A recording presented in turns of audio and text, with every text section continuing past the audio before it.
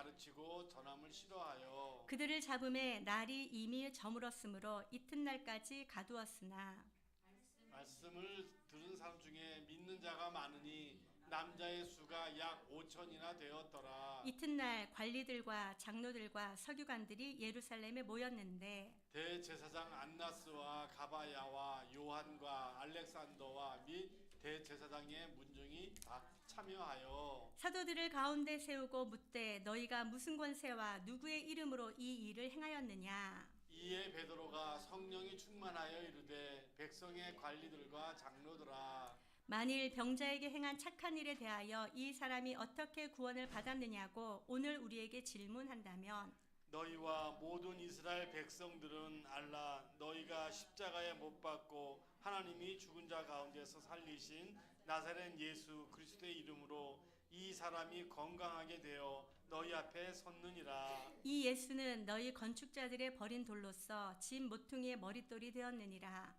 다른 이로서는 구원을 받을 수 없나니 천하 사람 중에 구원을 받을 만한 다른 이름을 우리에게 주신 일이 없음이라 하였더라. 아멘. 사랑합니다.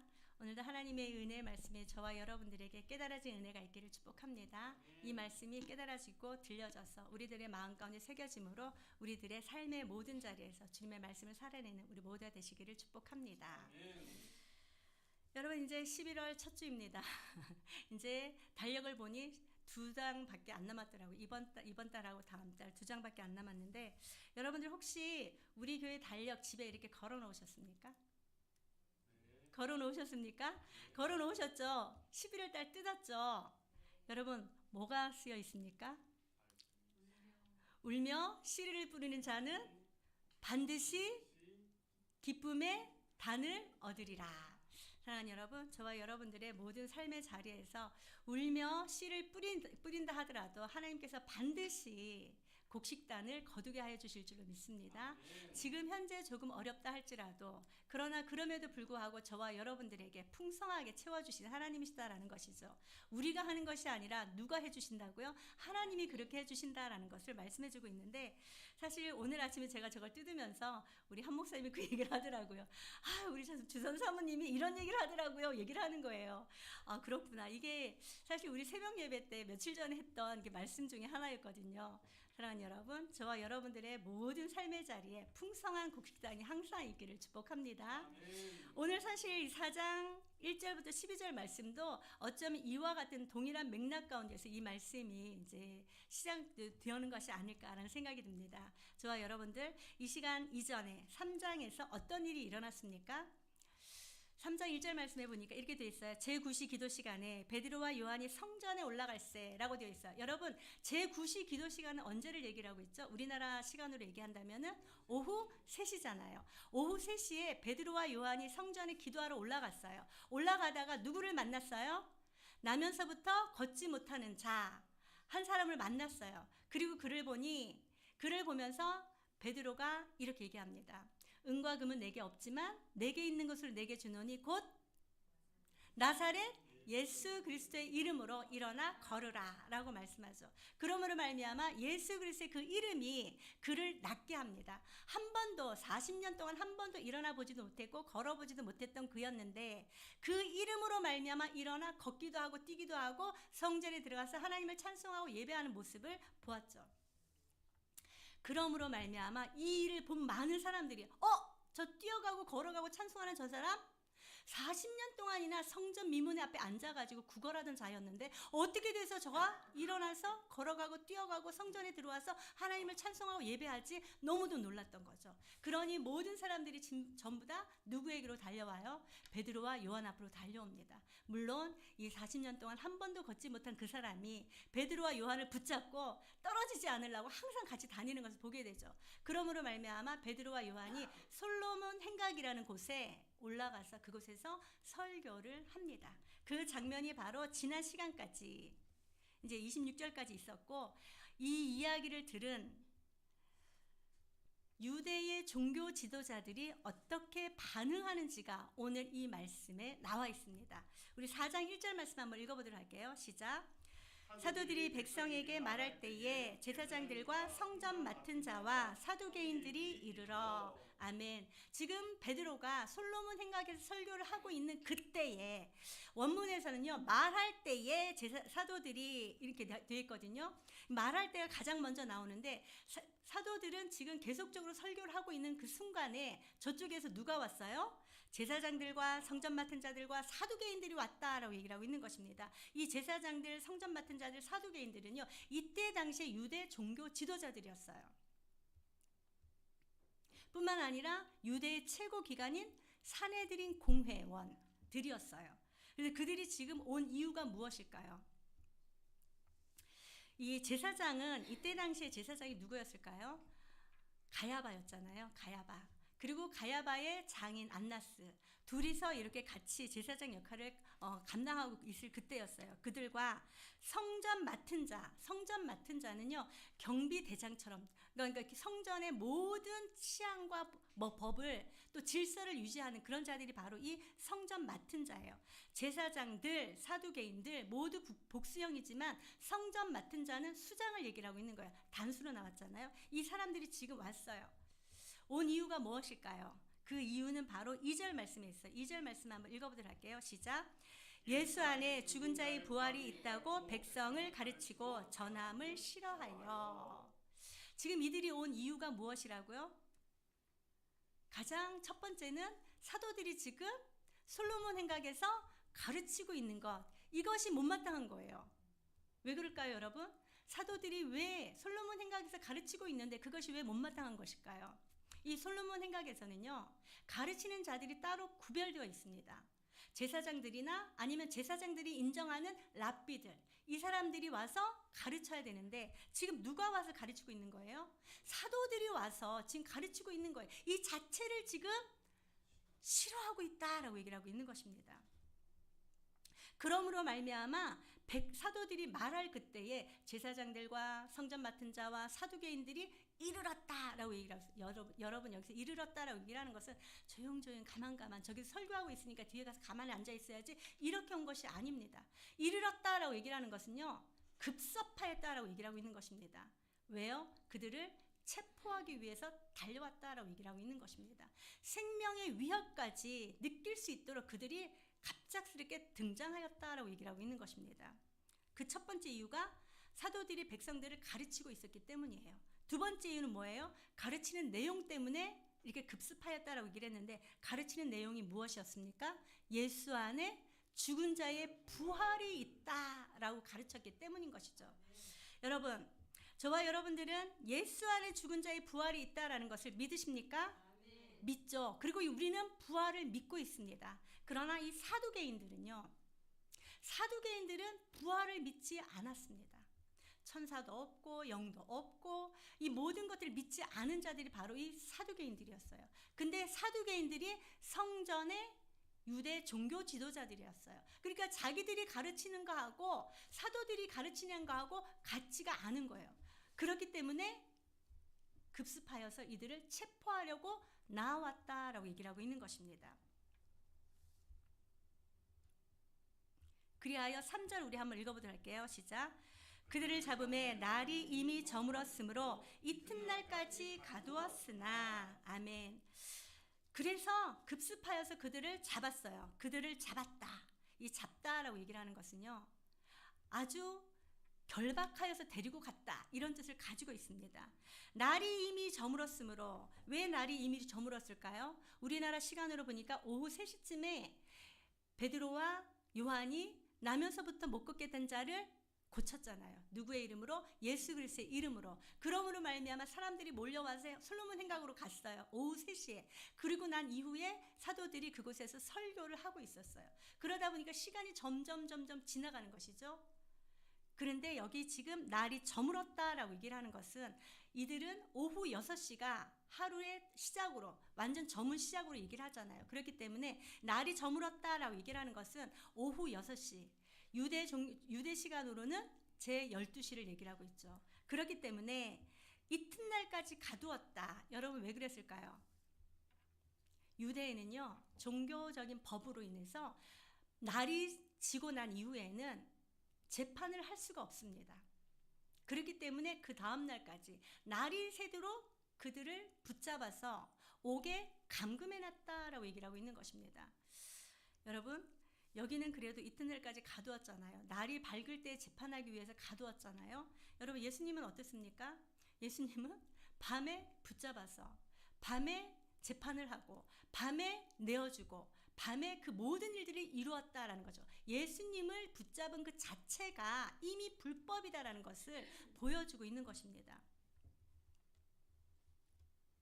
그러나 사도들은 지금 옥에 가두어져 있어요. 그러나 어떤 일이 일어났을까요? 4절 말씀 한번 읽어보도록 할게요. 시작.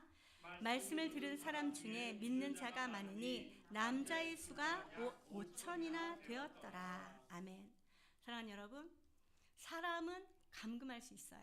사람은 체포해서 옥에 가둘 수 있어요. 그러나 부활하신 하나님의 능력의 말씀은 절대로 감금할 수 없다라는 것을 말씀해주고 있는 것입니다. 할렐루야. 사랑하는 여러분, 하나님의 말씀 어디든지 제약받지 아니하고 감금당하지 아니하고 그 말씀의 능력이 항상 나타난다라는 것을 저와 여러분들에게 말씀해주고 있는 것입니다. 저와 여러분들은 하나님의 이 능력의 말씀을 항상 사모하실 은혜가 있기를 주님의 이름으로 축복합니다. 어디를 가든지 주님의 말씀을 더욱더 사모하고 주님의 말씀을 선포할 수 있는 우리들의 신앙인이 되시기를 주님의 이름으로 축복합니다. 남자의 수가 약 5천이나 되었다라고 얘기를 하고 있는 것입니다. 여러분, 요한복음 15장 18절로 20절 말씀을 보면은 우리가 요한복음을 이제 공부했잖아요. 그러다 보니까 18절로 20절 이렇게 말씀이 나와 있어요. 세상이 너희를 미워하면 너희보다 먼저 나를 미워한 줄로 알라. 예수님께서 친히 제자들에게 이렇게 말씀해 주셨어요. 세상이 너희를 미워하면 너희들보다 누구를 먼저 미워했다고요? 예수님을 먼저 미워한 줄 알라라고 말씀하셨어요. 왜 그러냐? 너희가 세상에 속하였으면 세상이 자기의 것을 사랑할 것이나 너희는 세상에 속한 자가 아니요 도리어 내가 너희를 세상에서 택하였기 때문에 세상이 너희를 미워하느니라 라고 말씀하셨습니다. 사랑하는 여러분, 저와 여러분들은 예수님께서 택한 자인 줄로 믿으시는 은혜가 있기를 주님을 축복합니다. 이미 저와 여러분들이 예수님의 택하심을 받은 자입니다. 그렇기 때문에 저와 여러분들이 나가서 예수 그리스도를 증거할 때 세상이 저와 여러분들을 반가이 이렇게 맞이하겠습니까? 그렇지 않을 것이다 라는 것을 말씀해주고 있는 것이죠. 디모데후서에도 이렇게 말씀하십니다. 무릇 그리스도 예수 안에서 경건하게 살고자 하는 자는 박해를 받으리라. 여러분, 오늘 이 사도들이 행한 것이 무엇이었죠? 나가가지고 자기의 이익을 위하여서 무언가를 한 적이 없습니다. 다만 무엇을 하였습니까? 예수 그리스도의 그 복음을 전하였습니다. 그런 그들에게 돌아온 것이 무엇이었다고요? 옥에 갇히는, 감금당하는 일을 받았다라고 얘기를 하고 있는 것이죠. 사랑하는 여러분, 저와 여러분들의 삶의 모든 자리에서 예수 그리스도를 믿는 믿음으로 말미암아 경건하게 살고자 하는 저와 여러분들, 세상에서 환대받는다고 생각하지 마시길 바랍니다. 세상에서 환대받는 것이 아니라 오히려 세상에서 박해를 받을 수 있다라는 것을 얘기를 해주고 있습니다. 그러나 요한복음 18장 20절에 이렇게 말씀합니다. 내가 너희에게 종이 주인보다 더 크지 못하리라 한 말을 기억하라. 사람들이 나를 박해하였은즉 너희도 박해할 것이요 내 말을 지켰은즉 너희 말도 지킬 것이라. 예수님을 박해하였던 것처럼 사도들도 박해할 것이다 하여서 지금 이 사도들이 박해를 받았어요. 그러나 예수님이 살아계실 때 공생의 기간을 지낼 때에 예수님을 믿는 자들이 곳곳에서 일어났습니다. 그런 것처럼 사도들이 박해를 받는다 할지라도 사도들의 말로 말미암아 예수를 믿는 자들이 일어날 것이다 라는 것을 이미 예수님께서 말씀해 주셨어요. 그런 것처럼 오늘 말씀을 들은 자 중에서 몇 명이 믿었다라고 얘기를 하고 있습니까? 5천이나 믿었다라고 얘기를 하고 있습니다. 그것도 남자의 수만. 여러분, 남자의 수만이라고 얘기를 하는 것이 남자의 수만 5천 명이면은 한 명의 남자, 그러니까 가장에게 속해 있는 가솔들이 몇 명 정도 되었을까요? 보통 아내와 자녀 한 명인다 하더라도 한 명, 두 명은 될 거 아니에요. 이때 당시에 많이 났잖아요. 그러면 4명만 되더라도 모두 몇 명 정도 됩니까? 5천이면 5, 4, 20, 2만 명 정도 되었다라고 얘기를 하고 있어요. 여러분, 이때 당시에 예루살렘에는요 총 인구가 3만 명 정도 되었다라고 얘기를 합니다. 그러니 지금 예수 그리스도를 믿는 자들이 엄청나게 많은 수가 지금 있다라고 얘기를 하고 있는 것이죠. 사랑하는 여러분, 제한받지 아니하는 예수 그리스도의 그 이름의 능력, 저와 여러분들 항상 의지하시고 그의 이름을 인하여서 삶의 모든 자리에서 풍성함을 누리시는 우리 모두가 되시기를 주님의 이름 축복합니다.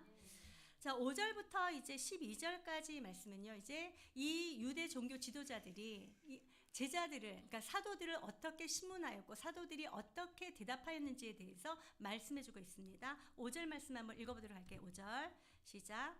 이튿날 관리들과 장로들과 서기관들이 예루살렘에 모였는데, 아멘.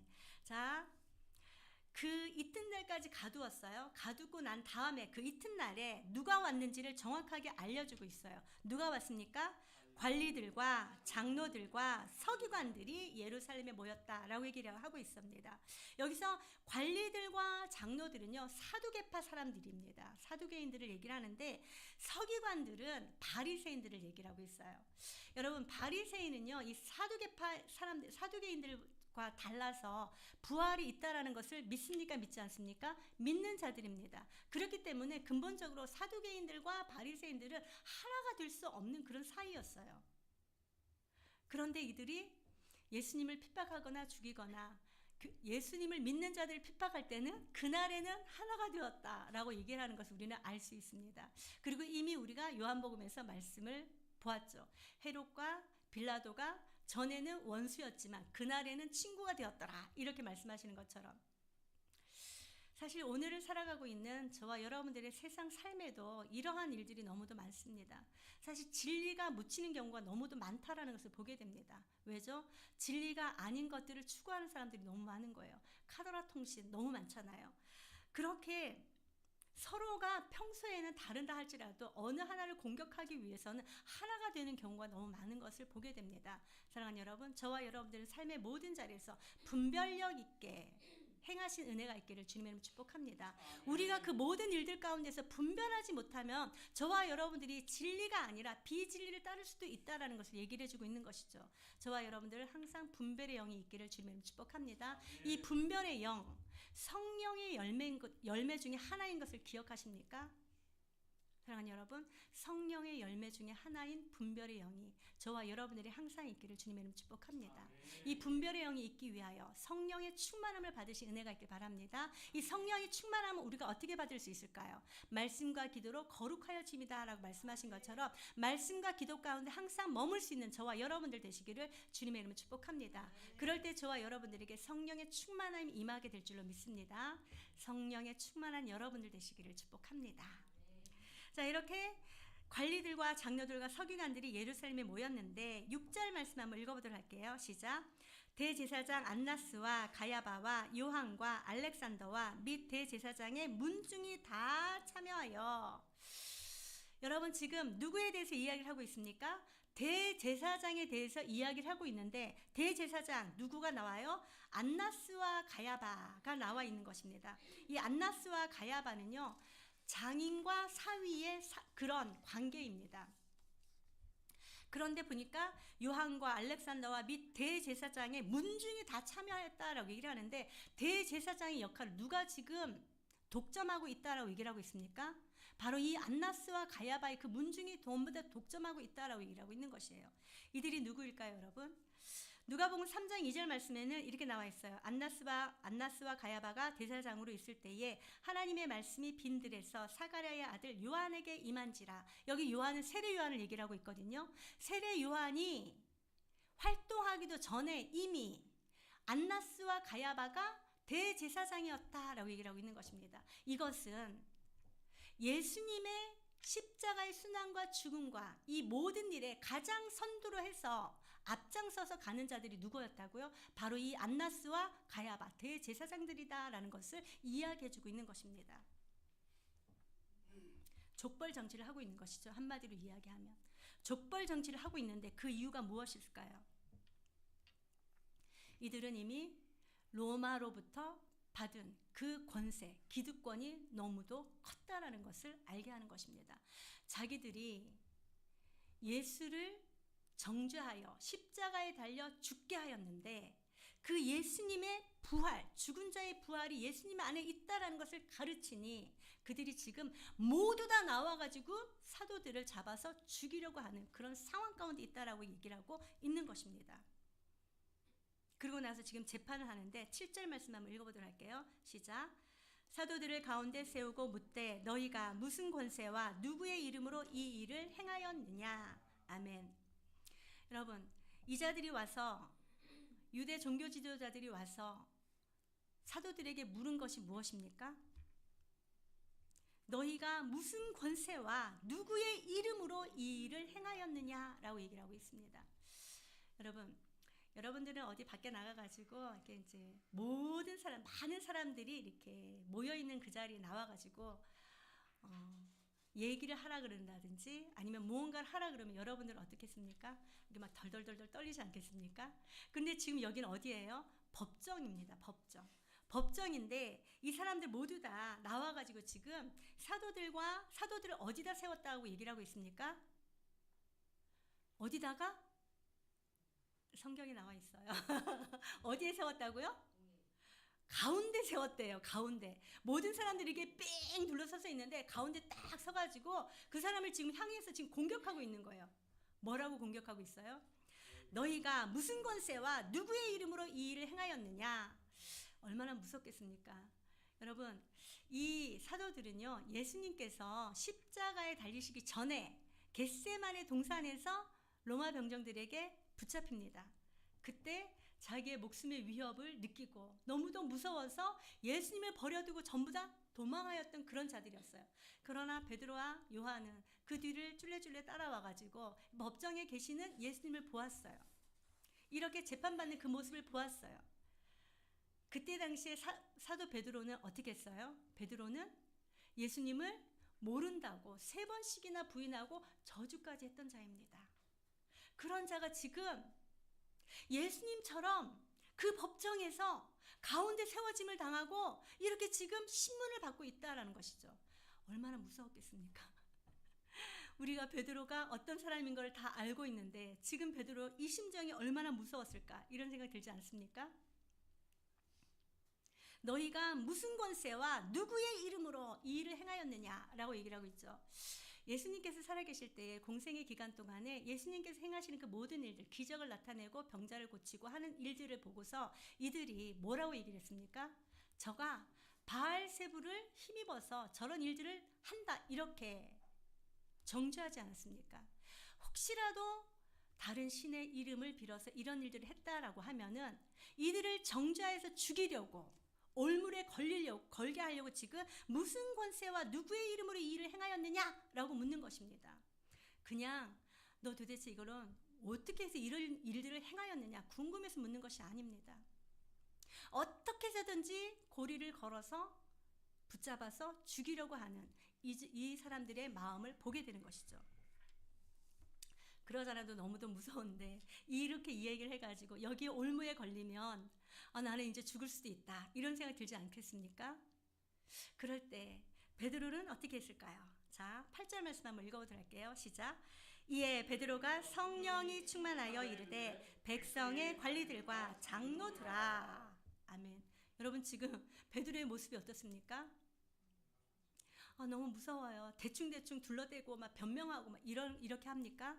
그곳에서 어찌되었든 이곳에서 모면해야지. 대충 이야기하지 않습니다. 절대로 그렇지 않습니다. 베드로가 성령이 충만하여 이르되 백성의 관리들과 장로들아 라고 얘기를 하는데, 사실 여러분, 이 백성의 관리들과 장로들아 하면서 그들을 하대하면서 부른 그런 장면이 아닙니다. 원문을 보면은 아주 존중하듯이 그들을 향하여서 존경의 마음을 가지고 지금 얘기하는 것처럼 그렇게 얘기합니다.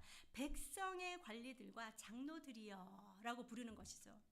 지금 여기에 보니까 백성의 관리들과 장로들아 하면은 아주 베드로가 아니야 막 사기가 충천하여서 그들을 아주 업신여기면서 깔보면서 얘기하는 것처럼 이렇게 느껴지는데, 그것이 아니고 그들을 존중히 여기면서 이렇게 불렀다라는 것이죠. 사랑하는 여러분, 저와 여러분들도 성령에 충만하면, 너가 성령에 충만함을 알아?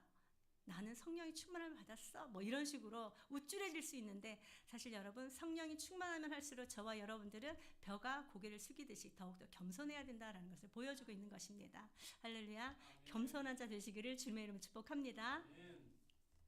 그들을 부르고 나서 9절 말씀에 이제 베드로가 이제 이들이 물은 그 이야기에 대하여 답을 하고 있습니다. 무슨 권세와 누구의 이름으로 이 일을 행하였느냐라고 얘기를 했는데 9절에 어떻게 얘기를 하고 있습니까? 9절 말씀 한번 읽어보도록 할게요. 시작.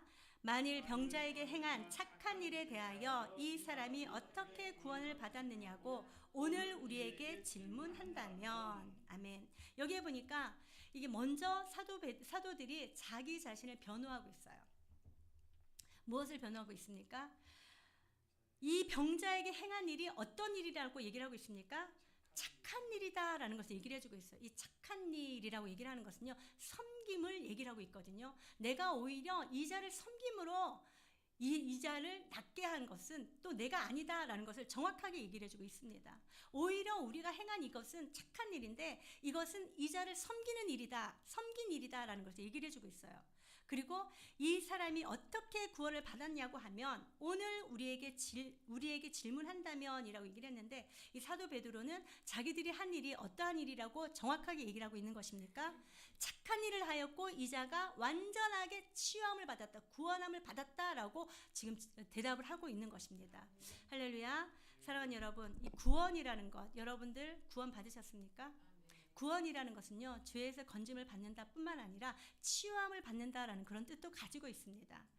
그러나 이 구원, 이 병자가 구원을 받은 것은 영적으로나 육적으로나 온전한 나음을 받았기 때문에 구원이라는 단어를 쓰는 거죠. 사랑하는 여러분, 저와 여러분들도 이미 영적으로나 육적으로나 온전하게 구원을 받은 자인 줄로 믿으시는 은혜가 있기를 주님의 이름으로 축복합니다.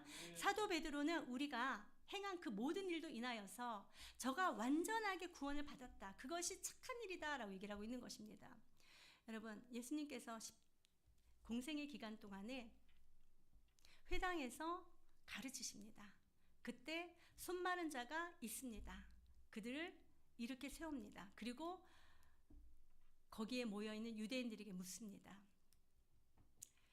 안식일에 저 사람을 고쳐주는 것이 선한 일이냐, 아니면은 고쳐주지 않는 것이 선한 일이냐 묻죠. 그랬을 때 유대인들은 어떻게 합니까? 한 명도 대답하지 못합니다. 왜 대답을 하지 못하는 것일까요? 왜 대답을 하지 못하는 것일까요? 고쳐주는 것이 선한 일이다라는 것을 이미 그들은 알고 있어요. 그러나 그럼에도 불구하고 예수님께서 행하신 그 모든 일들에 대해서 고리를 잡아서 어찌되었던 그를 죽이려고 하는 마음이 있기 때문인 것이죠. 오늘 사도들도 가운데 서서 이렇게 심판을 받으면서 질문을 받으면서 우리가 행한 모든 일들은 다 착하고 선한 일이다, 우리가 저 사람에게 해를 끼친 것이 아니다, 사람들에게 해를 끼친 것이 아니다, 오히려 그 사람을 구원에 이르게 하였다, 완전히 낫게 하였다 라고 얘기를 하고 있는 것입니다.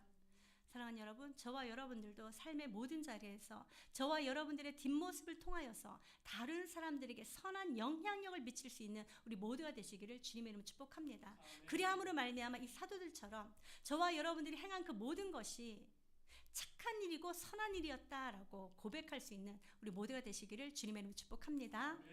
자, 그리고 두 번째는 어떻게 또 대답을 하느냐, 10절 말씀 한번 읽어보도록 할게요. 시작.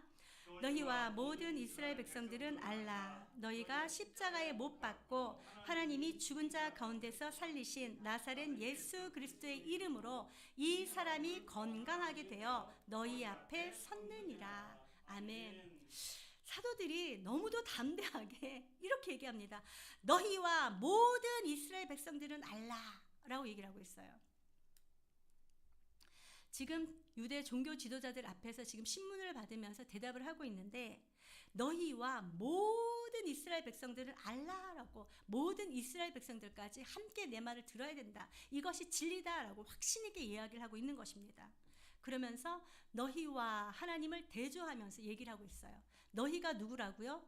예수님을 십자가에 못 박게 한 유대 종교 지도자들입니다. 그 종교 지도자들에게 베드로가 담대하게 선포합니다. 너희가 십자가에 못 박고, 누구를 십자가에 못 박았다고요? 예수 그리스도의 십자가에 못 박았다. 너희는 예수 그리스도의 십자가에 못 박은 자들이야 라고 확실하게 선포하는 거예요. 그러나 하나님이 죽은 자 가운데서 살리셨다라는 것을 얘기를 해주고 있습니다. 그 죽은 자가 누굽니까? 나사렛 예수 그리스도 그분이다라는 것을 얘기를 해주고 있는 것이죠. 그렇기 때문에 지금 베드로가 너희가 십자가에 못 박은 예수를 이 하나님께서 그분을 살리셨다라고 정확하게 선포하고 있는 것입니다. 지금 이들은 목숨의 위협을 느끼고 있는 그런 상황 가운데 있습니다. 그러나 그럼에도 불구하고 너무도 확신 있게, 너무도 당당하게 그들의 죄를 지적할 뿐만 아니라 살아계신 하나님이 그를 도로 살리심으로 말미암아 예수 그리스도의 그 무죄함, 예수 그리스도의 그 부활을 오히려 증거하였다라고 얘기를 하고 있는 것입니다. 너희들이 행한 그 모든 것들이 잘못된 것이다라는 것을 지적하고 있는 것이죠. 사랑하는 여러분, 저와 여러분들의 삶의 모든 자리에서도 잘못된 것을 잘못되었다라고 얘기할 수 있는 용기가 있기를 주님의 이름으로 축복합니다. 아멘. 사실 저와 여러분들이 삶을 살아가다 보면은 잘못된 것을 알면서도 아, 저것이 잘못되었구나 라는 것을 이야기하지 못하는 경우가 너무도 많습니다. 왜냐하면 사람들의 시선이 두렵기 때문인 것이죠. 아유, 내가 그냥 한마디 안 하면 그냥 넘어갈 텐데 굳이 얘기를 해가지고 내가 미움당할 일이 뭐가 있어. 얘기 안 하는 경우도 있습니다. 그러나 사랑하는 여러분, 저와 여러분들은 잘못된 것을 잘못되었다라고 지적할 수 있고 말할 수 있는 용기가 있기를 주님의 이름으로 축복합니다. 이 사도들은 무엇 때문에 이렇게 당당하게 이렇게 이야기할 수 있었을까요? 그것이 바로 8절에 있는 것처럼 성령으로 충만하였기 때문이다라고 얘기를 하고 있는 것입니다. 삶의 모든 자리에서 저와 여러분들 성령으로 충만한 자 되어서 잘못된 것을 잘못되었다, 옳은 것을 옳다라고 이야기할 수 있는 저와 여러분들 되시기를 주님의 축복합니다. 세 번째는 또 어떻게 얘기했을까요? 11절 말씀 한번 읽어보도록 할게요. 시작. 이 예수는 너희 건축자들의 버린 돌로서 집 모퉁이의 머릿돌이 되었느니라. 아멘. 너희는 죽였지만 하나님께서 그의 무죄하심으로 말미암아 살리신 그 예수님, 어떤 분이시라고 얘기를 하고 있습니까? 너희 건축자들의 버린 돌로서 집 모퉁이의 머릿돌이 되었느니라. 여러분, 그 위에 보면은 조그만 빨간색으로 뭐라고 써 있습니까? 니은이라고 써 있죠. 니은 그 밑으로 쭉 내려오면은 써 있어요. 어디에 나와 있는 말씀입니까? 시편 118편 22절 말씀이다 라고 되어 있죠. 이 시편 118편은요 메시아장이라고도 합니다. 이 다윗이 이 시편을 썼는데 이 시편은 앞으로 메시아 오시면 어떤 일을 하고 그 메시아는 어떤 분이시다라는 것을 말씀해 주신 것이 바로 이 시편 118편이에요.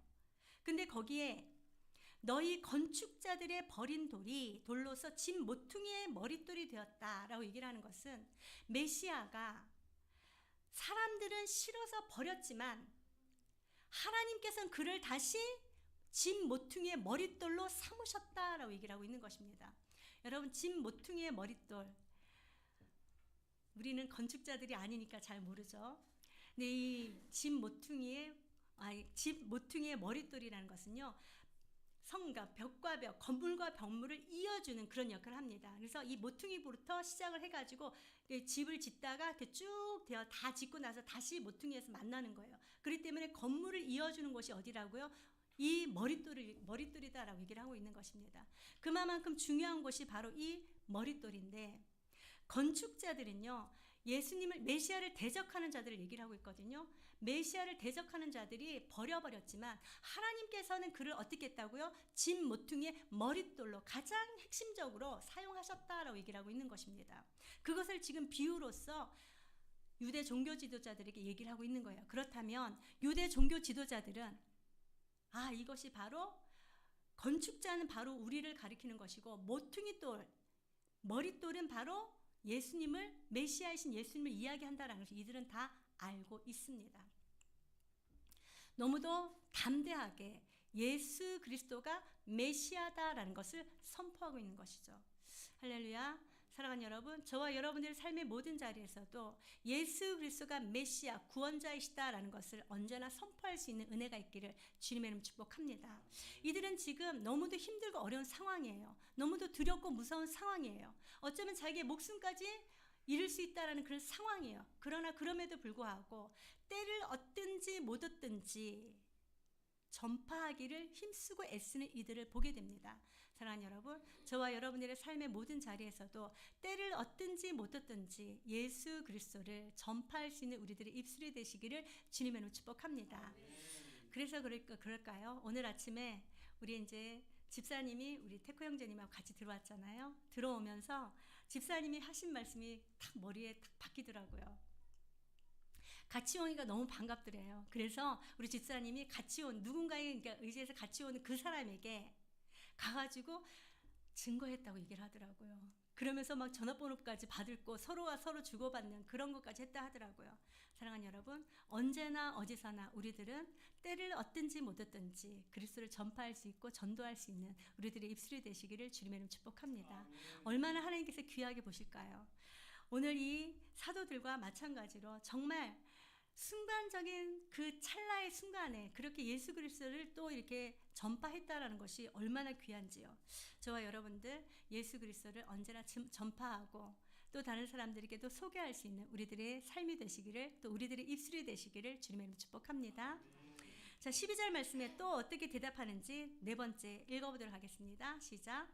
다른 이로서는 구원을 받을 수 없나니 천하 사람 중에 구원을 받을 만한 다른 이름을 우리에게 주신 일이 없음이라 하였더라. 아멘.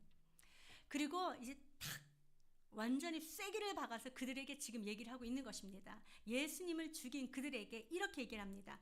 다른 이로서는 구원을 받을 수 없다라는 것을 얘기를 해주고 있는 것이죠. 이들은 지금 자기들을 구원해 줄 또 다른 누군가 메시아가 오는 것을 지금 기대하고 있지 않습니까? 그들에게 정확하게 쐐기를 박듯이 얘기해 줍니다. 다른 이로서는 구원을 받을 수 없다. 그러면서 천하 사람 중에 구원을 받을 만한 다른 이름을 우리에게 주신 일이 없다 라고 얘기를 하고 있는 것입니다. 오직 누구만이 우리를 구원에 이르게 할 수 있다라고 얘기를 하고 있는 것입니까? 너희들이 죽였지만 다시 살아나게 하신, 하나님이 다시 살아나게 하신 예수 그리스도의 그 이름만이 저와 여러분들, 우리 모두를 구원에 이르게 할 수 있다라는 것을 이야기해주고 있는 것입니다. 사랑하는 여러분, 저와 여러분들의 구원의 길 오직 예수 그리스도인 줄을 믿으시는 은혜가 있길 바랍니다. 요한복음 14장 6절 말씀에 예수님께서 친히 말씀하셨어요.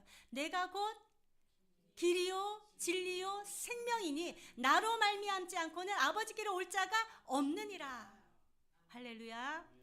사랑하는 여러분, 예수 그리스도 그분만이 우리를 구원하실 수 있는 온전한 구원자이신 것을 항상 믿으시고 그분과 함께 걸어가는 우리 모두가 되시기를 주님의 이름으로 축복합니다. 여러분이 구원이라는 단어를 저와 여러분들이 좀 더 깊이 있게 생각했으면 좋겠습니다. 이 구원이라는 단어는요, 우리를 건지시는 거잖아요. 우리의 영혼을 건지실 뿐 아니라 영원한 생명 가운데로 인도하실 뿐만 아니라 우리들의 삶의 모든 자리에서 힘들고 어려운 그 자리에서 우리를 건지시는 분이 바로 이 예수님이시다라는 것을 기억하시는 은혜가 있길 바랍니다. 그러므로 말미암아 삶의 모든 자리에서 혹시라도 내가 힘들거나 어렵거나 병든 자리에 있거나 내가 도저히 해결할 수 없는 그 자리에 있다 할지라도 그분을 바라볼 때 그분은 그 모든 문제에서 우리를 건져주신다라는 것이죠. 할렐루야. 저와 여러분을 건져주시는 그 하나님, 그 예수님만을 온전히 신뢰하시는 은혜가 있길 바랍니다. 여기 보니까 다른 이름을 우리에게 주신 일이 없다라는 것이죠. 오직 구원의 길은 한 길밖에 없어요. 그것은 예수 그리스도로 말미암음이다라는 것이죠. 근데 이것은 누가 주셨다고요? 주신 일이 없다라는 것은 누가 주셨기 때문이다라는 것을 얘기를 해주고 있지 않습니까? 이것이 바로 신적 수동태로서 하나님께서 이 모든 질서를 만드셨다, 창조하셨다라고 얘기를 하고 있는 것입니다. 사랑하는 여러분, 저와 여러분들의 삶의 모든 자리, 세상의 모든 자리가 하나님의 질서의 섭리대로 이루어져 가고 있다는 것을 기억하시기 바랍니다. 오늘 저와 여러분들이 걸어가는 그 모든 일들 이미 하나님께서는 다 알고 계시는 것이죠. 그리고 모든 것이 하나님의 질서대로 섭리대로 이루어지고 있다는 것이죠. 그 하나님께서 이렇게 말씀하신 거예요. 다른 이로서는 구원을 받을 수 없다. 이것이 하나님께서 정하신 방법이다라는 것이죠. 그렇기 때문에 저와 여러분들은 온전하게 믿고 그분만을 더욱더 의지하여 온전한 구원에 이르는 우리 모두의 삶이 되시기를 주님의 이름을 축복합니다. 자, 여러분, 말씀을 보면서 첫 번째는 무엇이죠? 세상은 우리를 감금할 수 있지만 예수 그리스도의 그 이름의 능력은 절대로 감금당하지 않는다. 그러므로 말미암아 그 예수 그리스도의 그 이름, 그 예수 그리스도의 이름이 저와 여러분들이 구원을 주시기 때문에 구원을 항상 받을 수 있다라는 것이죠. 어느 상황이든지 어느 때든지 구원에 이를 수 있다라는 것입니다. 따라서 그 이름을 의지하여서 삶의 모든 자리에서 구원받고 건짐을 받고 하나님께서 주시는 그 은혜의 기쁨 가운데 걸어가신 저와 여러분들 되시기를 주님의 이름으로 축복합니다. 두 번째는 무엇입니까? 때를 얻든지 못 얻든지 그리스도의 이름을 전파할 수 있는 저와 여러분들 되시기를 주님의 이름으로 축복합니다. 누구든지 전파하는 자가 없으면 듣는 자가 없다라고 얘기를 하고 있습니다. 따라서 전파하는 저와 여러분들이 되어서 저와 여러분들이 전파한 그것을 통하여 사람들이 주님께로 돌아와 하나님을 찬양하고 예배할 수 있는 일에 사용되어지는 저와 여러분들 되시기를 주님의 이름으로 축복합니다. 세 번째는 이 모든 일들을 행하기 위하여서 성령의 충만한 저와 여러분들 되시기를 주님의 이름으로 축복합니다. 성령의 충만함을 받기 위하여 말씀과 기도와 예배 자리를 더욱더 사모하시며 그 성령의 충만함으로 말미암아 이 모든 일들을 넉넉히 잘 감당하여 주님 앞에 영광 돌려드리는 우리 모두가 되시기를 주님의 이름으로 축복합니다. 기도하도록 하겠습니다. 좋으신 하나님 참으로 감사합니다. 오늘도 주님께서 이렇게 귀한 말씀 허락하여 주시고 주님의 말씀 가운데 믿음의 담대함을 가지고 굳건하게 설 수 있도록 인도하여 주심을 감사드립니다. 날마다 주님의 말씀을 더욱더 사모하는 자 되게 하여 주시옵시고 주님의 전을 사모하는 자 되게 하여 주시옵시고 기도를 사모하는 자 되게 하여 주셔서 성령의 충만함을 받고 삶의 모든 자리에서 넉넉히 이기며 감당하는 우리 모두가 되게 하여 주시옵소서.